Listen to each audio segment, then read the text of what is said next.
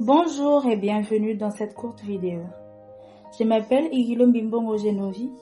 Je suis étudiante en deuxième année de licence de la faculté de sciences économiques à l'Université protestante au Congo.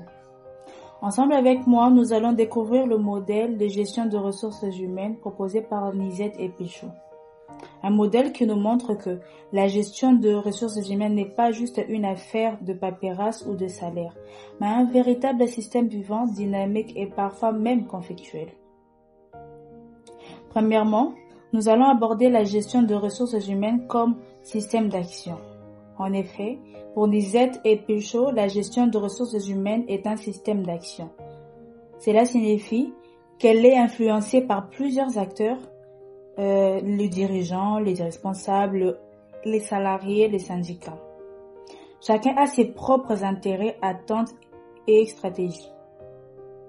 La gestion de ressources humaines est donc un lieu de négociation permanente où il faut faire des compromis, gérer des tensions et rechercher l'équilibre.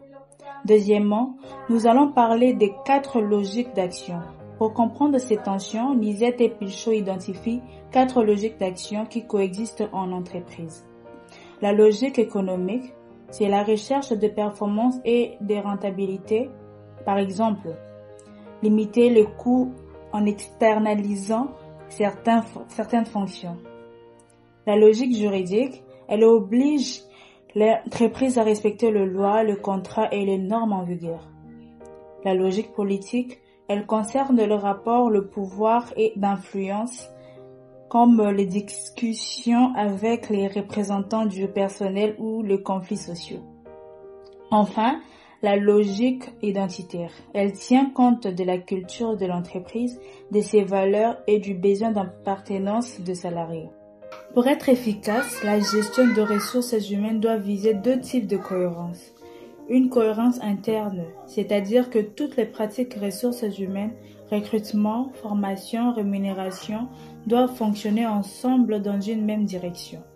Et une cohérence externe qui consiste à aligner la gestion de ressources humaines avec la stratégie globale de l'entreprise et son environnement.